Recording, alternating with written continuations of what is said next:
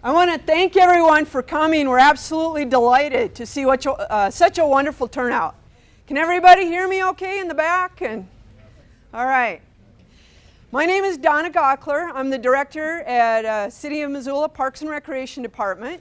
This is Jackie Corday. She's the Open Space Program Manager. We have a whole lot of folks here who are thrilled to have you, most specifically the Open Space Advisory Committee. I see a few council members out there. And your host tonight, the Open Space Working Group. Real briefly, I want to cover a few things that we'll be going through. Jackie's going to share with you some of the history of the Open Space program, and we got a brief slideshow for you so that you can see some of the acquisitions. We will also talk a little bit about the role of the Open Space Advisory Committee and the Open Space Working Group. One thing that I want to make sure we address right away is this is not about any bond or any of those processes. We are here tonight to set the vision for the next 10 or more years on what the urban area looks like regarding open space, parks, trails, green spaces, and all of those things. So money or not, we all have a vision on what we want this valley to look like, and that's what we want to hear from you tonight. So the working group, the staff, the council, the city and county park boards, all of those agencies who take care of those lands or try to acquire those, what we really want to hear from you is what's important. So we'll be going through the Open Space Working Group's vision that they've developed, their guiding principles, their criteria, and a set of interests that they've started on. And we'll get more into those as we go through the evening. But it's really about hearing what you have to say about the future of open space, regardless of what the funding sources may or may not be in our future. I think with that, I'm going to turn it over immediately to Jackie to go through some history, and then we'll talk in detail about how you get your message to us. Okay? Okay. Can you hear that? Because I also can use this mic as well. If you can't hear in the back, maybe I'll try both. Good evening, and thanks very much again for turning out. This is really fantastic and exciting for us. We know that from many surveys that have been done lately on what concerns citizens, growth and open space are the number one thing, it seems like, these days. And so this is another proof to us that it's definitely a very big concern. So what I'm going to do tonight is I wanted to give you just a quick rundown of what the Open Space program is and what the 1995 plan is and what the working groups are. So first, I wanted to let you know that the Open Space program, as far as the staff, what it consists of, I'm the person that is in charge of acquisitions. And many of you probably have been here a long time, and maybe you knew Kate Suppley. She was the one since 1995 ran this program until I took over in April of 2004. In addition to acquiring open space, I also review subdivisions to comment on them to make sure that the subdivision design is providing adequate park design, because subdivisions, that's one of the ways that we get quite a bit of parkland is through the subdivision dedication. So that's another important part of the job. The next really key person is the Conservation Lands Manager. Now this is a position that's only been in existence for a year, and this is a person, David Clayman. Can you say who you are there? He's in charge of managing our approximately 3,200 acres of open space. Of course, his biggest issues that he has to deal with are weeds. That's always a main concern of citizens. And then how to manage different recreational demands on our open spaces. The next person I wanted to introduce is David Shaw. He's our trails person. He focuses on acquiring and designing urban trails. And you're probably familiar with the Milwaukee Trail being a really important commuter trail, and the Bitterroot Spur, And so he's the one who's going to continue to carry out that vision of trails. The next person I want to introduce is Scott Stringer, and he's our urban forester. And so he's very important in helping to maintain the health and the diversity of our urban forests. Okay, so that's the staff. It's essentially the four that are key in the open space program, and we all work together. And the next thing I wanted to talk about is what is our main sources for acquiring open space. And of course, that's the 1995 bond that was passed and $5 million. That is our main source. We don't have any other main sources for buying parks or open space. The other main way that we have gotten parks in the past is through generous land donations. That really happened in the early 1900s up till about the 1950s. So that's how we got some of our most beloved parks like Greeno Park and McCormick Park and Bonner Park. And now the other way that we get parkland is, as I mentioned, is the subdivision process. As far as citizen involvement and how the open space program works, the Open Space Advisory Committee was formed in 1981. It is 12 citizens. 6 of them need to be from within the city limits, and 6 can be within the essentially the UGA, the urban growth area. If you look at the maps that I've put up here, it shows the boundaries for the 1995 plan, and that's pretty similar to the urban growth boundaries. And so those 12 citizens volunteer to come and meet. We meet once a month, and they review any potential purchase, any potential use of the funds from the 1995 bond. As far as the 1995 plan, that obviously has been instrumental in making the open space vision happen.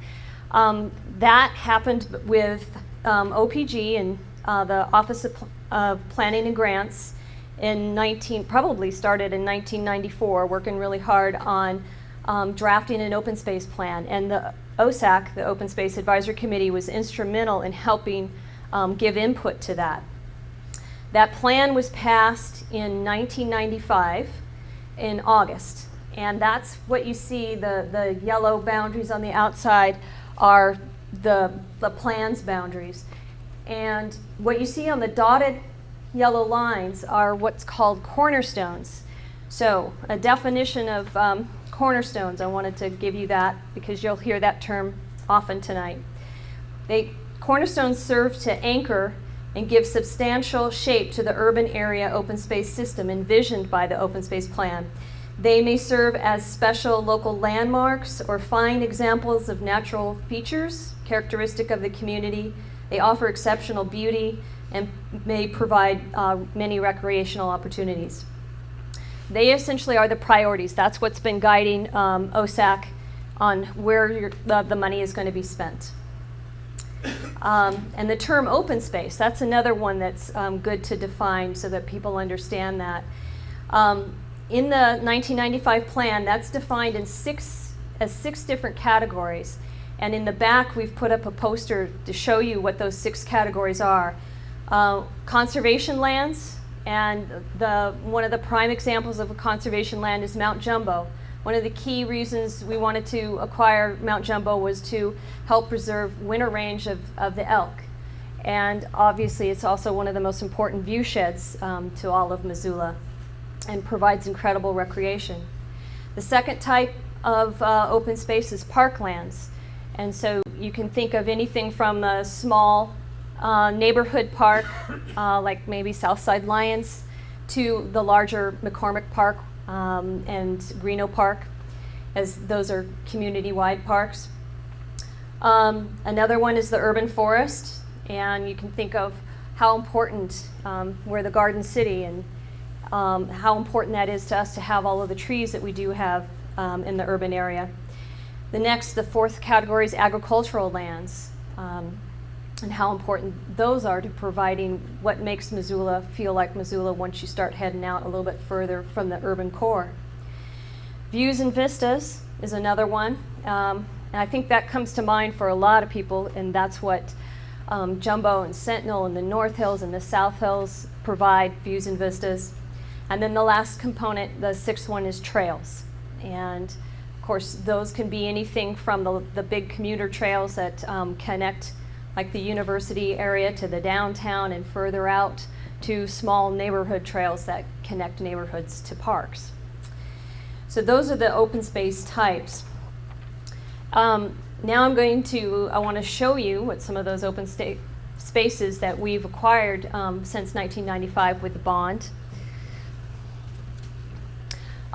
First of all, in 1980, maybe many of you don't know that there was a small open space bond that was passed, $500,000. And with that, the Kim Williams Trail was purchased, which was the former Milwaukee right-of-way, 125 acres on Mount Jumbo, and 501 acres on the face of Mount Sentinel was protected with a conservation easement.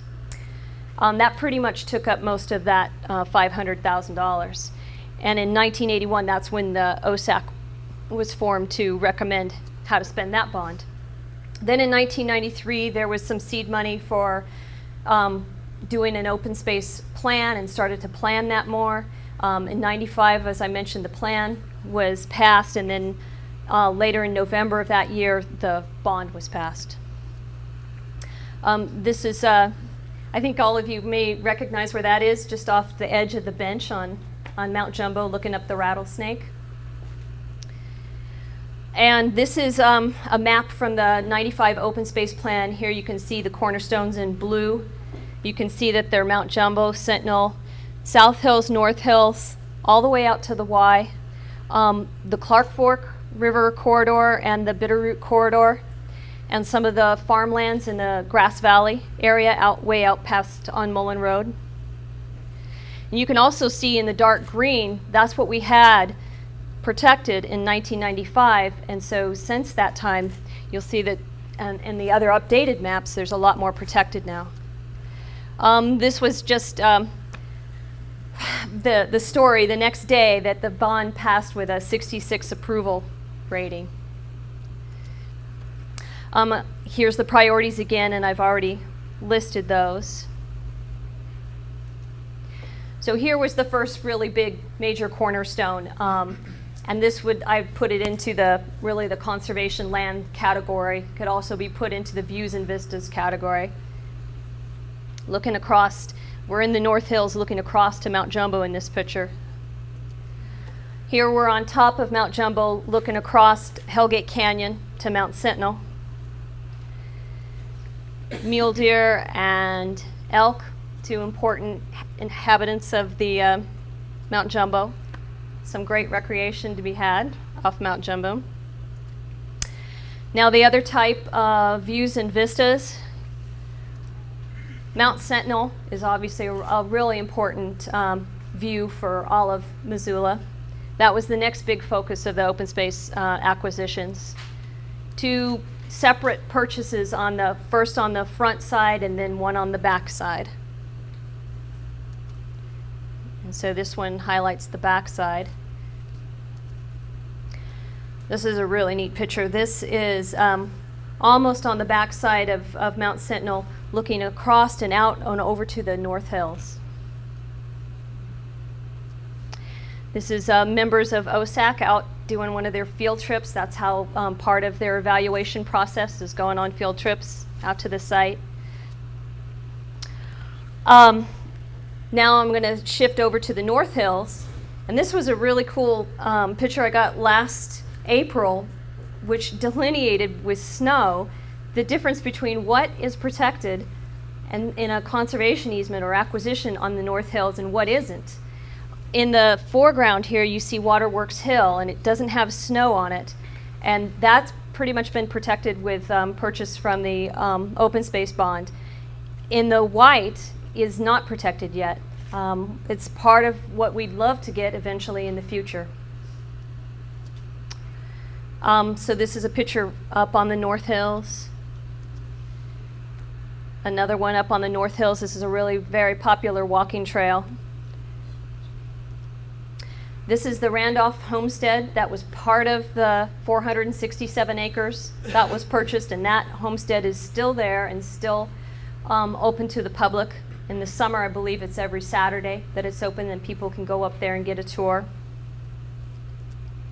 Just some really neat pictures you can get from that homestead. Here's a really important plant community. That was one of the other reasons why we wanted to purchase the North Hills, is to preserve this really incredible plant community that's up on the top. If any of you have hiked up there, you probably see all different kinds of flowers, and especially the bitter roots are really awesome when they're blooming up there. Then we also got 120 acres with a conservation easement on it up in the North Hills. And this is one of our cornerstone parks, the McCormick Park, and this just showing you the important views from that park up to the North Hills. The other type of open space lands, it's one of the 6 categories, is agricultural land. So far, we have not been able to secure any farmland under using the 95 bond money. We have worked with Five Valleys for the last couple of years to try to preserve, with a conservation easement, a farm out in the Deshaw Lane area. But so far it has not happened. We haven't completely given up hope on it. Maybe someday it will. Sometimes it takes a long time for these things to finally come through, because you have to remember everything's voluntary. So it's totally up to the landowners to be able to go through with these deals. This is a picture from that farm out on Deshaw Lane. Has incredible wetlands, as you can see, and that's one of the reasons why, in addition to preserving a historical farm, why it's so important. Here's another acquisition we've been able to make. That is a really amazing place. I don't know how many of you have been able to get out to the Tower Street property. You would head out on 3rd, heading west into the Target Range, go about a mile, and then there's a street called Tower, and you just go to the end of it, and there's a little city parking lot right there, and you can park and hop out and walk into this beautiful old growth riparian forest. It's now 120 acres that we've purchased out there. Has beautiful wetland pockets on it. Again, this is the OSEC members going out on the field trip to look at it. Beautiful fishing access. You go out there on any summer day and you'll see a lot of people fishing. Here's another open space type, urban parks. And we purchased 97 acres in Fort Missoula in 1998 to add to a big regional park that we hope that we'll be able to develop one of these days. It's going to take millions to develop it, so it doesn't happen overnight, but that's the goal. Then this is some information on the trails. The Bitterroot Branch, the Kim Williams, and the Milwaukee Railroad Trail are all really important ways for non-motorized passage for bikes, and I've seen everybody on this, from baby strollers and skaters and bikes and people jogging. It's a wonderful way to get out and enjoy Missoula. This one you'll recognize is right along the riverfront. And the Kim Williams. This bridge was not purchased with or built with open space funds, but eventually we hope to have trails connecting to this from McCormick Park, and that's maybe not too far off in the future. Here's one of our signboards that we have on Mount Jumbo that explains the trail system. Doggy bags, important point. People, we hope, continue to use. And here's a couple of pictures of areas that were cornerstones in 1995 that were undeveloped at the time, but are now developed. So they were opportunities that we were not able to secure as open space. So that was Bandman Flats in East Missoula. This is South Hills. So just reminders of how we got to keep going. We have so much growth and more people coming every day because they love the open spaces and more users, and so it's important to continue the program and continue to acquire more open space. Now I'd like to give an explanation of the Open Space Working Group. Donna mentioned to you that that is a group that we brought together. It's 20 citizens from all over the urban growth area, all over the city, range in ages, I think, from the 20s to their 60s. We picked people from all different interests that they had. We wanted to get a really good representation of all different types of people and interests. And they've been meeting for 4 months, working with a facilitator, Jenny Tribe, to basically examine the 1995 plan and say, okay, we're going to head into the next 10 years. How should this be revised? How should it be updated? And so when you look in the back of the room, you see guiding principles that they have drafted, criteria for acquiring open space, and this other thing, this is an exercise called in the interest of. And what that is where people complete a sentence. They say, it's in the interest of citizens to have open spaces for recreation and their health. That's the kind of thing you'll see listed back there. And it's a way to get people to think of all different types of people and interests that open space can provide for. So that will be one thing that we'd like you to be able to comment on. They also have a vision statement that's back there as well that you can comment on. And, will all of the OSAC members stand up first? Now that's the Open Space Advisory Committee, the ones that make the decisions on how the money is spent. They're here tonight, and if you have any questions for them that you'd like to ask more specifically about how that program works, please feel free to come and talk to them. And then will the Open Space Working Group please stand, all the members from that group? So again, they're here to answer any questions, so please feel free to go up to them and ask questions. And then Lavelle, will you please stand up? Lavelle has been wonderful. She's been coming to every meeting of the Open Space Working Group and helping me a lot with the preparation of, well, all of these maps that you see up here. These have been provided by the OPG. Casey Wilson has been doing that, and Lavelle worked with her on those. So that's been a really big help. Thank you, Lavelle. At this point, Donna, can you come back up and explain a little bit more about the guiding principles and the criteria and the maps and the working stations? Thank you, Jack. Go ahead, Stabby. Thanks. Thanks, Jackie.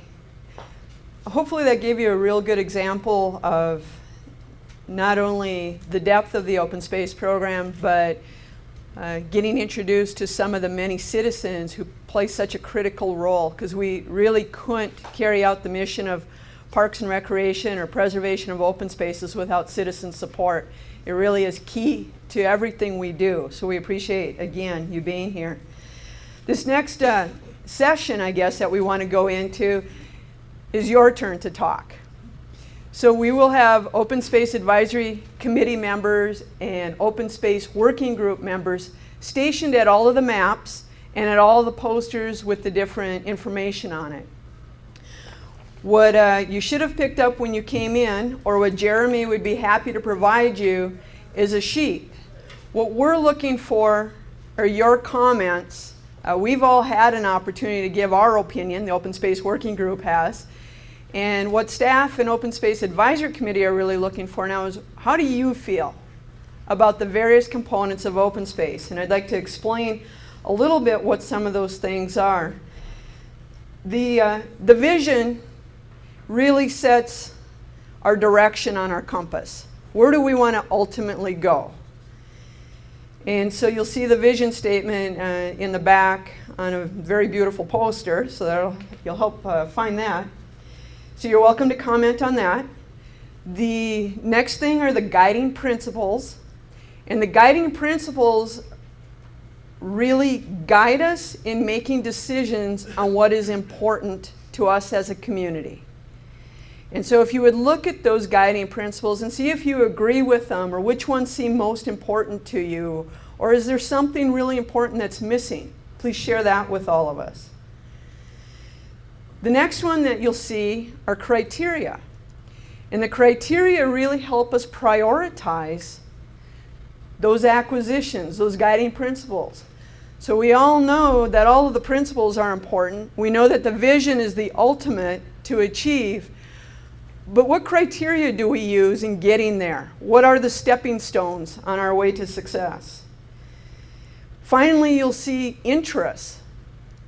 Interests are concepts that help us think about every aspect of open space, every kind of open space. So if we can think about it from the perspective of the young and the old, the wealthy, the not so wealthy, race, whatever it is, wildlife, conservation ethics, development needs. So our interests really help us think about every possible person, thing, animal, development, not development that could be out there, and how do we consider them? It helps us become critical thinkers. So no interest can be wrong. It's just somebody we ought to think about. So please add to our list of interests.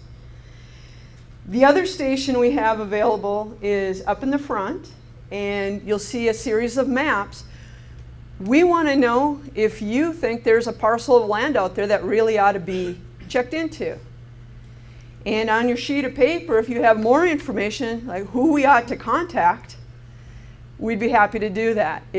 Our leads come from people like you coming to us and saying, there's an important piece of open space, parkland, trail land, conservation that we really need to take a look at, and we'd like you to check into that.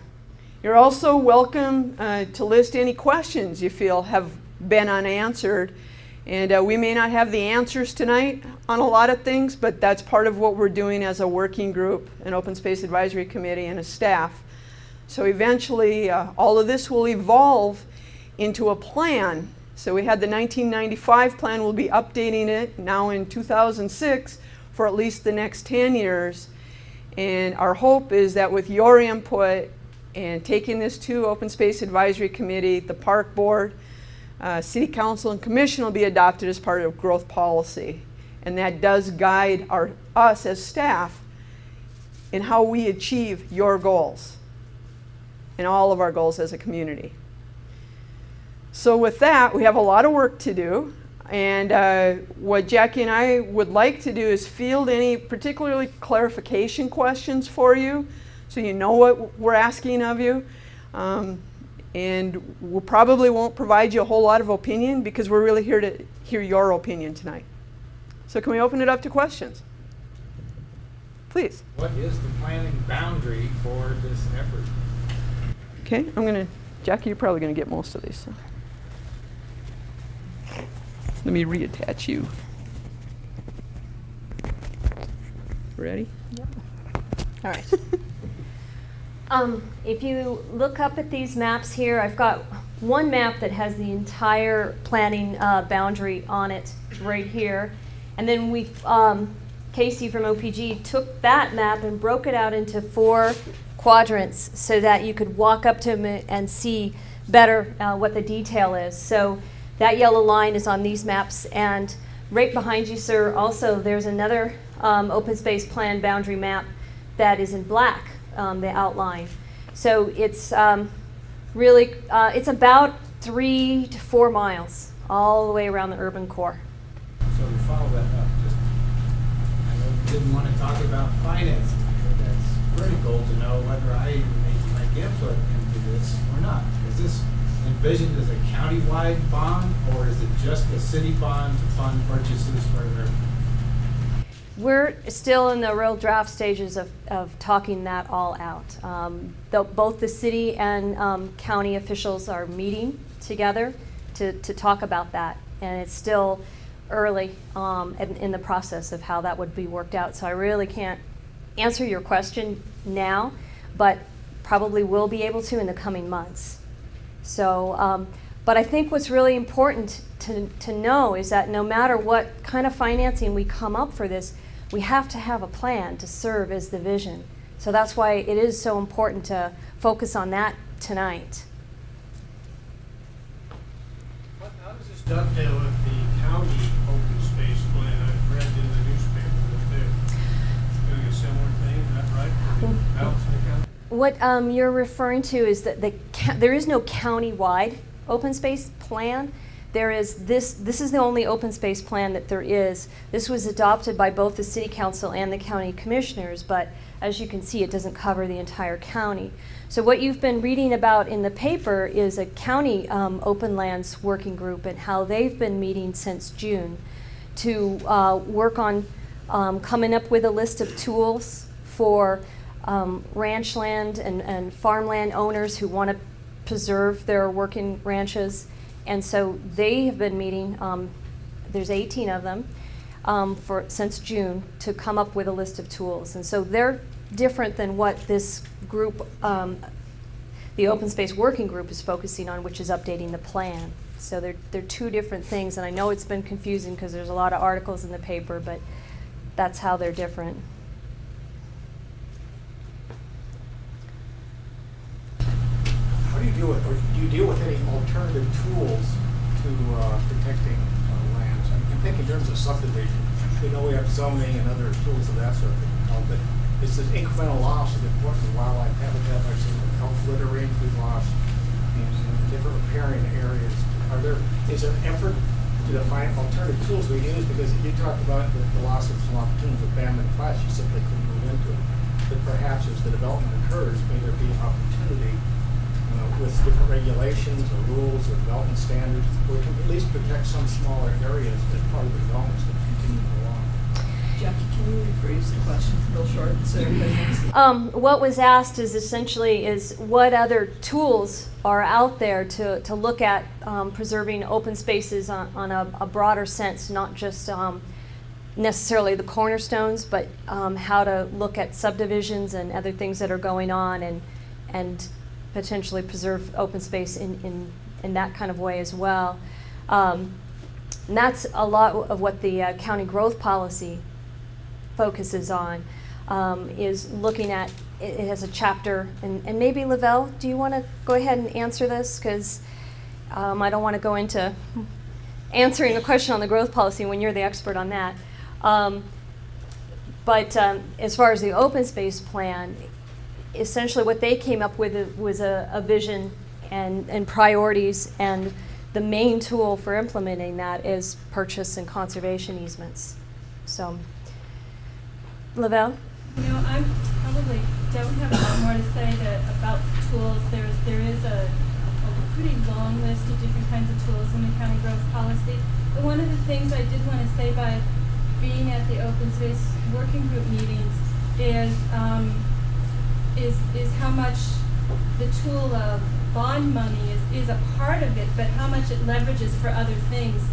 And that was really impressive to me when I heard that it gets leveraged to be able to do something else and to, I don't think I'm describing it very well, but it builds upon itself, and there's creative partnerships that take place, and agreements, and creative management tools, and all these kinds of things that are also building and growing beyond the bond money. Mm-hmm. Those are some of the tools, I think. To kind of take off on what Lavelle's talking about, and what she's referring to is how important our partnerships have been with different agencies and land trusts in building the open space program.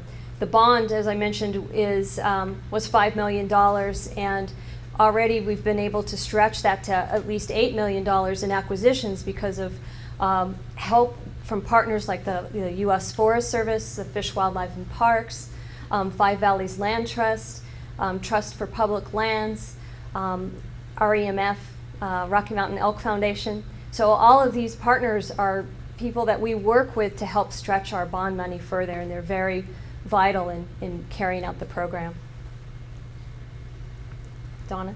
Has the Open Space Working Group at this point drafted map updates or draft changes to the Open Space Plan? No, what you see in the back is their work product at this stage. Scott? Is there a link on our website where people can access the information? Yes, thanks very much for reminding about that. Up until January 30th, I'm going to be accepting responses to this questionnaire. So if you weren't able to get a questionnaire or you don't have time to stay tonight and fill one out, please go onto our website, which is missoulaparks.org, and you will find links to get you to this questionnaire, and then you could fill it out and email it. It tells you my email address, and that would be wonderful. Until January 30th we're going to leave that open. So. Well, one thing I've become a little bit concerned about, I've been following this road policy a little bit. Don't see much involvement in the open space advisory board in taking that road policy or things that may be proposed that are running counter to the objective program we're talking about, open space. A lot of advocates are pushing certain things into growth policy, which could be detrimental to outlying areas and urban interface areas in particular. So I would like to encourage the Open Space Advisory Committee to consider being a bit of a watchdog on those sort of things, so that we don't lose things as a result of those road policies and subsequent zoning changes and whatever. That's all. I'll just repeat some of what you said. I'm sorry I won't be able to repeat it all, but what he was saying is he would like the Open Space Advisory Committee to look at what's happening with other plans, such as the growth policy, to make sure there's nothing counter in that to the open space plan. So thank you for that comment. So with that, I think I'm going to go ahead and let everybody mill about now and take a look at the maps. Like I said, this is the quadrant maps, and you'll be able to find your area on these maps. This is a great map for looking at all the parks, and then everything, the work product is in the back. Thank you very much again for coming. We're out of